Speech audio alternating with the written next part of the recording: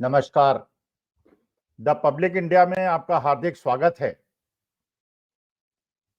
अवश्य आपने एक कहानी सुनी होगी, बचपन में सुनी होगी या किसी ने किसी के मुंह से जरूर सुनी होगी, और जो जीवन की वास्तविकता है, जो ये बताती है कि अगर आप जनता की राय पे चलेंगे, लोगों की राय पे चलेंगे, भक्तों की राय पे चलेंगे तो कैसे परेशानी हो सकती है। आपने कहानी सुनी होगी कि एक व्यक्ति अपने बेटे के साथ गधा खरीद के अपने गांव लौट रहा था। अब उसके पास 3 विकल्प थे। या तो ये था कि गधे को अकेले चलने दें, बेटा और बाप जो है अलग चलें। दूसरा विकल्प था कि गधे के ऊपर बेटा बैठ जाए, बाप पैदल चले। और तीसरा विकल्प था कि बाप गधे पे बैठ जाए और बेटा पैदल चले। अब उन्होंने निर्णय लिया, सबसे पहले ये निर्णय लिया कि बेटा जो है वो गधे के ऊपर बैठ जाए और बाप जो है पैदल चले। तो जनता ने कहा, समाज ने कहा, भक्तों ने कहा, ये देखिए कैसा ये दुष्ट बालक है, अपने 12-14 साल की उम्र में खुद तो बैठा हुआ है गधे के ऊपर और बाप जो है पैदल चल रहा है। अब वो बाप जो थे वो ऐसे लोग थे जो भक्तों की बात पे विश्वास करते थे, उनकी बात को सोचते थे, विचार करते थे। तो बेटा उतर गया गधे से और बाप गधे पे बैठ गया और बेटा पैदल चलने लगा। दूसरे गांव में पहुंचा तो दूसरे गांव वालों ने कहा, देखिए कैसा दुष्ट बाप है कि बेटा पैदल चल रहा है 12-13 साल का और बाप जो है गधे पे बैठा हुआ है, और ये तो अनुचित है। तो बेचारे उन्होंने फिर भक्तों की बात सुनी, फिर अपना निर्णय लिया और दोनों बाप बेटे जो है वो पैदल चलने लगे, गधा अलग चलने लगा। अब वो आगे और बढ़ा तो तीसरे गांव वाले मिले, वो भी भक्त लोग थे। वैसे उस जमाने में भक्त थे, आजकल तो भक्तों की संख्या थोड़ी कम हो गई है। और कल की रैली जो हुई है, 31 मार्च की रैली हुई है, भक्त माने वो वाले भक्त नहीं, एक तो होते हैं राम भक्त, एक होते हैं महादेव भक्त। जैसे मैं हूं राम भक्त हूं, महादेव भक्त हूं, सनातनी हूं। और एक लोग ऐसे हैं जो महादेव के समकक्ष एक ऐसे नश्वर व्यक्ति को खड़ा कर देते हैं जो कि हर हर महादेव हम लोग कहते हैं, वो हर हर मोदी कहते हैं। तो मैं उन भक्तों की बात कर रहा। और तीसरे गांव में गए तो भक्तों का एक समूह मिला और उन्होंने कहा कि भाई देखो, गधा है, गधे के ऊपर एक आदमी बैठ सकता है, कोई ना कोई, ना बाप बैठा है ना बेटा बैठा है, मूर्ख है, इनमें तो अकल ही नहीं है। अब बताइए वो तीनों विकल्प के अलावा वो करते क्या। गधे को तो अपने सिर पे बिठा लेते, तो भी कहते कि ये दो लोग गधे हैं। देखिए गधे को अपने सिर पे बिठा रखा है, तो करते क्या। तो इसका मतलब ये है, कोई भी बात को सुनिए तो उसका विश्लेषण करिए और उसकी विवेचना कीजिए और समझिए अगली बार अलग कहना क्या चाह रहा है। अब इसको मैं लाता हूं राजनीतिक परिवेश में। राजनीतिक परिवेश में आज आप देखिए कि कांग्रेस से कहा जाता है कि आप पुरानी पीढ़ी को हटाकर नई पीढ़ी को स्थान क्यों नहीं देते। अब एक विकल्प यह है, कांग्रेस ने प्रयास किया, जो युवा लोग हैं, जो नए लोग हैं, जो यूनिवर्सिटीज वगैरह में प्रेसिडेंट रहे, जनरल सेक्रेटरीज रहे, जो जमीन में काम करते हैं और जो 4-4 5-5 इलेक्शन जीत चुके हैं, वृद्ध हो गए हैं लेकिन अपनी सीट नहीं छोड़ना चाहते, ऐसे लोगों को हटा के कांग्रेस ने अपने युवा लोगों को टिकट दिया। तो ये प्रचार भक्तों ने किया, वो वाले भक्त जो मतलब हम जैसे सनातनी नहीं, जो राम भक्त शिव भक्त नहीं, वो वाले भक्त। उन्होंने कहा कि देखिए कांग्रेस की मति मारी गई है और डर रहे हैं, जो बुजुर्ग लोग हैं वो इलेक्शन लड़ने से डर रहे हैं कि देखिए युवाओं को टिकट दे दिया, इसका माने बुजुर्गों की हिम्मत नहीं हो रही, कमलनाथ की हिम्मत नहीं हो रही, अशोक गहलोत की हिम्मत नहीं हो रही। अरे कोई पूछे भाई कमलनाथ का अगर बेटा लड़ रहा है तो कमलनाथ ही लड़ रहे हैं, इज्जत तो कमलनाथ के दांव पे लगी है। क्योंकि कोई भी पिता होता है, मतलब जो पिता होता है, मतलब जिसके बच्चे होते हैं, जिसका परिवार होता है, जिसका दाम्पत्य होता है, वो ये सोचता है, सही सोचता है गलत सोचता है अलग मुद्दा है, लेकिन हर बाप ये सोचता है कि उसके जाने के बाद उसका बेटा सुखी रहे, उसकी बेटी सुखी रहे। तो कमलनाथ का बेटा नकुलनाथ इलेक्शन लड़ रहा है, लेकिन भक्तों को यह समस्या, कमलनाथ क्यों इलेक्शन लड़ने से डर रहे हैं, जबकि डर नहीं रहे। और उनका ये ध्येय मात्र ये है कि उनका बेटा चुनाव जीते। अशोक गहलोत का बेटा वैभव गहलोत वो लड़ रहा है इलेक्शन, लेकिन वो शिकायत भक्तों को ये है कि अशोक गहलोत इलेक्शन नहीं लड़ रहा है, इसका माने अशोक गहलोत इलेक्शन लड़ना नहीं चाहते। भाई अगर वैभव गहलोत इलेक्शन लड़ रहे हैं, इसका माने अशोक गहलोत की प्रतिष्ठा उस सीट पे लगी हुई है।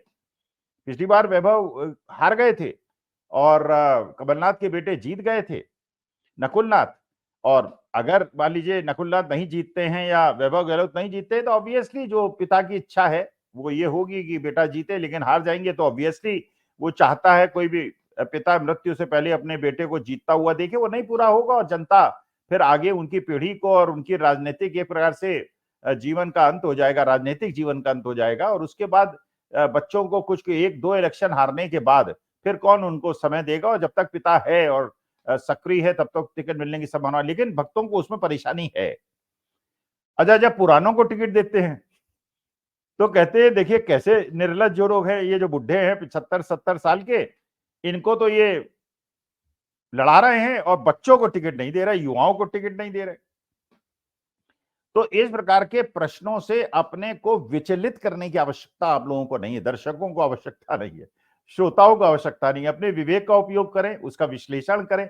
और अगर इनसे कोई पूछता है कि भारतीय जनता पार्टी की आखिर में नीति क्या है, किसी व्यक्ति को तो 65 साल में आप मार्गदर्शक मंडल में भेज देते हैं और किसी आदमी को 73 साल की उम्र में, जबकि वो 2047 की बात करता है, इसका माने अगले 25 साल जीवित रहने की कामना रखता है। अब 120 साल का हमने बहुत लोग देखे, देवराह बाबा थे, बहुत उनकी लंबी उम्र थी, तेजस्वी थे, संत पुरुष थे।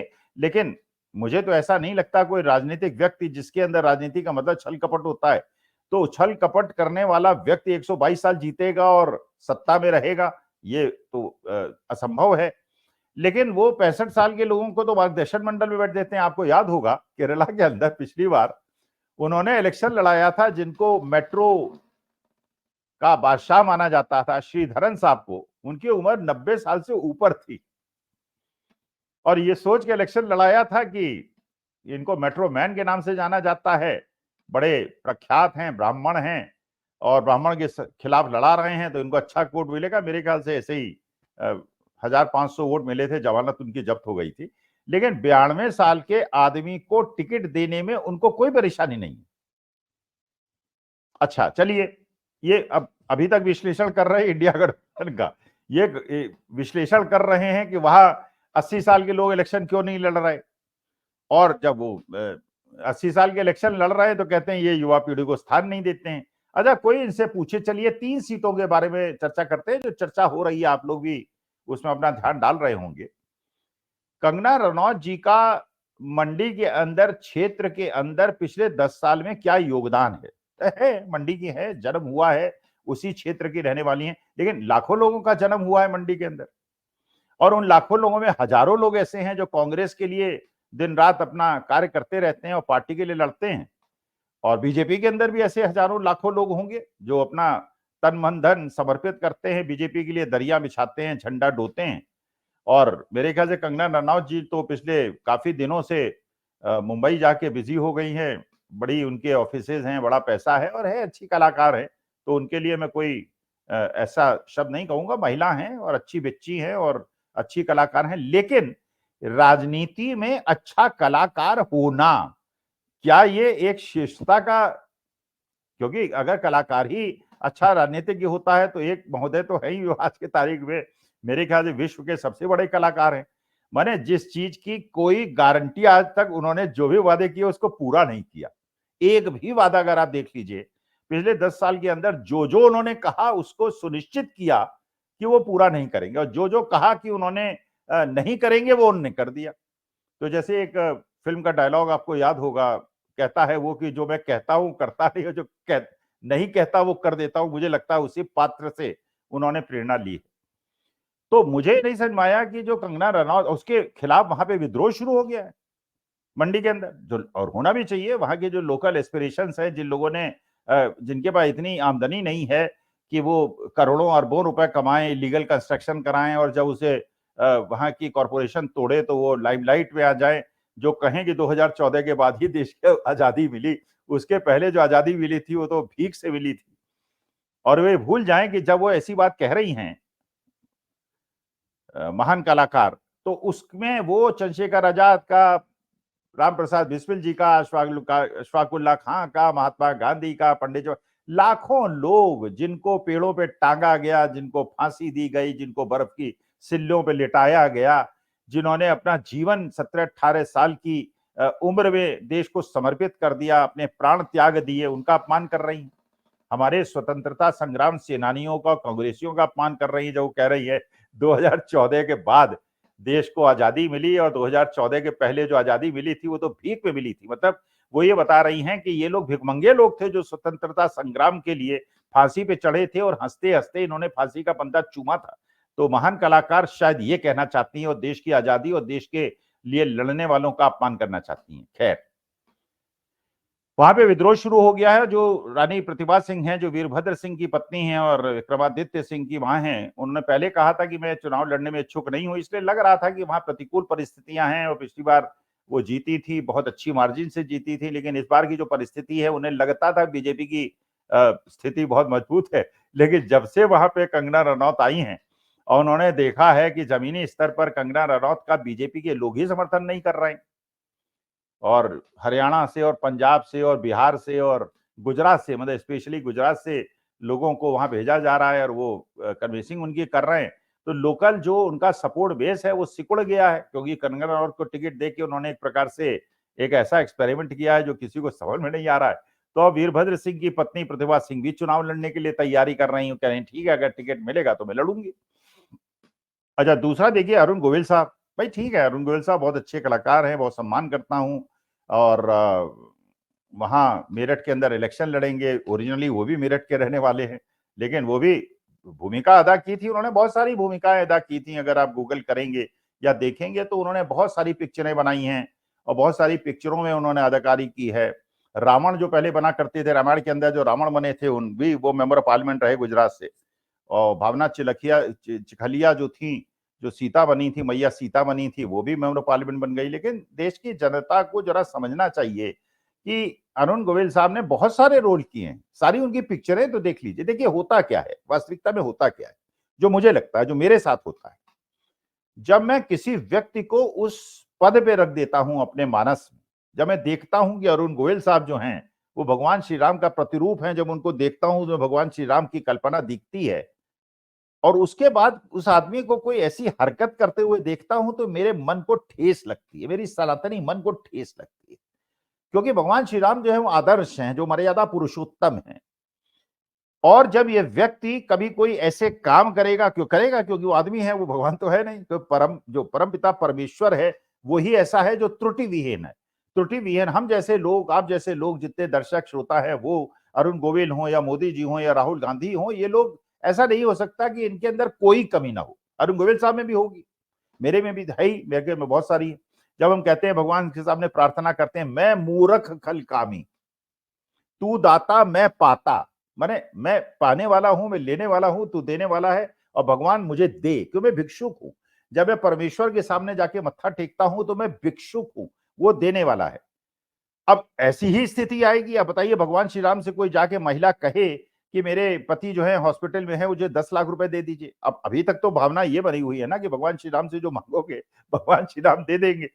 अब अरुण गोविल साहब तो नहीं दे पाएंगे ऑब्वियसली, क्योंकि वो तो मनुष्य है, वो भगवान श्री राम थोड़ी है। एक रोल अदा किया था उन्होंने। वो 10 लाख नहीं देंगे तो उस महिला की भावना टूटेगी कि नहीं टूटेगी। कोई परेशान लड़की आके कोई शिकायत करेगी, कोई लड़का शिकायत करेगा, कोई बेरोजगार शिकायत करेगा, कोई अग्निवीर आके शिकायत करेगा, किसान आके शिकायत करेंगे कि राम, भगवान श्री राम, आप तो भगवान श्री राम हैं, आप तो परम पिता परमेश्वर हैं, आप तो सर्वशक्तिमान हैं। तो आप ये एमएसपी की गारंटी जो मोदी जी कह रहे हैं कि हमारी गारंटी, ये गारंटी, वो गारंटी, 2 साल पहले 13 महीने जो किसानों को दिल्ली के आसपास किले गाड़ के बिठा दिया गया था और 13 महीने तड़पाया गया था, फिर वो गारंटी वापस ले ली थी, फिर एक गारंटी दी गई थी, फिर वो गारंटी पूरी नहीं हुई और फिर उसके बाद पंजाब के किसानों को पंजाब की सीमाओं के अंदर किले गाड़ के रोक दिया गया। तो असली बात यह है कि गारंटी की क्या गारंटी है। तो अरुण गोविल साहब के पास जब कोई जाएगा, मैं मान लीजिए, मैं वैसे ओरिजिनली तो मेरठ ही का रहने वाला हूं, लेकिन अगर मैं मेरठ में होता और मैं जाके कहता कि मैं आपके अंदर भगवान श्री राम देखता हूं और मेरी ये इच्छा पूर्ति कर दीजिए, और वो इच्छा पूर्ति न करते तो भगवान से विश्वास उठ जाता, क्योंकि मैं तो मानसिक रूप से उनको भगवान। तो ये समझना होगा, वोटर्स को ये समझना होगा कि वो भगवान श्री राम का रोल उन्होंने अदा किया था। लेकिन उन्होंने बहुत सारी पिक्चरों में बहुत सारे रोल अदा किए थे, बहुत सारी ऐसी फिल्मों में रोल अदा किए थे जिसकी आप कल्पना नहीं कर सकते। वगैरह सोचिए आप, अरुण गोविल साहब, मैं इसमें बुरा नहीं कह रहा हूं, मैं ये नहीं कह रहा हूं कि जो लोग ड्रिंक करते हैं या नॉनवेज खाते हैं वो कोई बुरी बात है, क्योंकि बहुत सारे 80% पॉपुलेशन है जो नॉनवेज खाती है, 30-40% पॉपुलेशन होगी जो दारू पीती है, मतलब दिखा के पीती है, बिना दिखाए पीती है। लेकिन अगर किसी 5 स्टार होटल में आप जाएंगे और देखेंगे अरुण गोयल साहब तो वहां बैठ के स्कॉच पी रहे हैं, तो आपकी भावना को ठेस पहुंचेगी कि नहीं पहुंचेगी? तो इसका मतलब यह है कि ऐसे लोग जिन्होंने आदर्श मर्यादा पुरुषोत्तम का रोल पिक्चरों में अदा किया है, ये सामाजिक संरचना के लिए और सनातन धर्म की रक्षा के लिए आवश्यक है कि ऐसे लोग इलेक्शन न लड़े, क्योंकि अगर ऐसे लोग इलेक्शन लड़ेंगे तो सनातन धर्म का ह्रास होगा। जो भगवान जो प्रभु शंकराचार्य कह रहे हैं, स्वामी जी महाराज कह रहे हैं कि सनातन धर्म की जो मूल भावना है जो शास्त्रों में, क्योंकि परमेश्वर की कल्पना करना, परमेश्वर का रूप प्रस्तुत करना, उसके बाद लोगों की अपेक्षाओं को जागृत करना और फिर उन अपेक्षाओं को तोड़ना उचित नहीं है। तो मुझे ऐसा लगता है कि जो मेरठ की जनता है उसको ये सोचना होगा कि ये जो व्यक्ति है क्या ये सही में भगवान है, और टेस्ट करके देख लें। वोटर्स जाएं उनके पास, उनसे कहें एमएसपी की गारंटी साहब दिलवा दीजिए, 450 का सिलेंडर दिलवा दीजिए, बच्चों को नौकरी दिलवा दीजिए, और जो सीनियर सिटीजन का रेलवे कंसेशन हटा लिया % का वो दिलवा दीजिए। सो बहुत सारी चीजें करवा दीजिए और उसके बाद ये देखा जाएगा कि परिस्थिति क्या बन के आती है। तो मेरे ख्याल से जो मैं समझ रहा हूं, गोविंदा साहब वहां पे पहले कांग्रेस में थे, कई बार एमपी बने, कई लोगों को इलेक्शन हराया, फिर उसके बाद वो बीजेपी में चले गए हैं, बीजेपी से चुनाव लड़ने का शिवसेना उससे लड़ रहे हैं, इलेक्शन लड़ने की कोशिश कर रहे हैं। तो कलाकार होना और एक राजनीतिक व्यक्तित्व होना और जनता के बीच में काम करने के बीच में बड़ा अंतर है। लेकिन बीजेपी जब ये कहती है तो उसको मास्टर स्ट्रोक कहती है। अब ये मास्टर स्ट्रोक कैसे है? उर्मिला मातोंडकर को जब कांग्रेस ने चुनाव लड़वाया था मुंबई में, तो हमारी कंगना बहन ने, कंगना बेटी, खैर मेरी तो बेटी हुई, कंगना बेटी ने कहा था, पता नहीं क्या क्या कहा था, वो तो वीडियो आप देख ही लिया होगा, आप लोगों ने नहीं हो तो ट्रेस कर लीजिएगा, मिल जाएगा आपको। उन्होंने उर्मिला मातोंडकर के लिए तो बहुत बुरी बुरी बातें कही थी। उन्होंने तो बीफ के बारे में बहुत बुरी बुरी बात, मतलब बड़ी क्या बात कही थी, उन्होंने कुछ कहा था, वो आप कुछ सर्च करिएगा, गूगल में मिल जाएगा। तो असली प्रश्न ये है कि जब आप दूसरी महिला के बारे में अपमानजनक टिप्पणी कर सकते हैं, तो जब आपकी परिस्थिति आती है तो आप अपमान सहने के लिए, और दूसरी पार्टी के बारे में सारी टिप्पणी करने के लिए आपको स्वतंत्रता मांगते हैं। तो मुझे ऐसा लग रहा है कि जो परिस्थितियां बन रही हैं उसमें, और इंडिया गठबंधन की जो मीटिंग हुई और मेरठ के अंदर जो मीटिंग हुई, उसका जब कंपैरिजन करके मैं देखता हूं तो दिल्ली की मीटिंग में उत्साह भरा हुआ था, बिल्कुल तेज था, और जो परिस्थिति मेरठ के अंदर थी बिल्कुल निष्प्राय लोग बैठे हुए थे, जैसे पैसा देके, खाने के डिब्बे देके और कुछ प्रलोभन देके बुलाए गए थे, और मोदी जी, माननीय मोदी जी खुश नहीं थे, उनके चेहरे के भाव में पढ़ने का प्रयास कर रहा था। He was not happy. उन्हें लग रहा था कि यार मैं तो एक्सपेक्ट करके आया था कि भगवान श्री राम के रोल अदा करने वाले अरुण गोयल साहब इलेक्शन लड़ रहे हैं, तो यहाँ लाखों की भीड़ होगी, वहां तो हजारों की भीड़ नहीं थी, और रामलीला ग्राउंड में कांग्रेसी लोग, आम आदमी पार्टी के लोग, कम्युनिस्ट लोग, भीड़ की भीड़, बिल्कुल सड़क, ऐसा लग रहा था कि जनता ने अपना निश्चय बना लिया है और इस बार वो बिल्कुल अपनी जो संविधान है और लोकतंत्र को बचाने के लिए दृढ़ प्रतिज्ञ हैं। तो मुझे ऐसा लगता है, मैंने आपको बताया, इस पे जरा विचार कीजिएगा, सोचिएगा, फिर मुझे बताइएगा कि मैंने जो कहा उससे क्या आप सहमत हैं, और कहीं मेरे से कोई गलती हुई है, त्रुटि हुई है, तो उसके लिए भी मुझे इंगित कीजिएगा। बहुत बहुत धन्यवाद, बहुत बहुत आभार।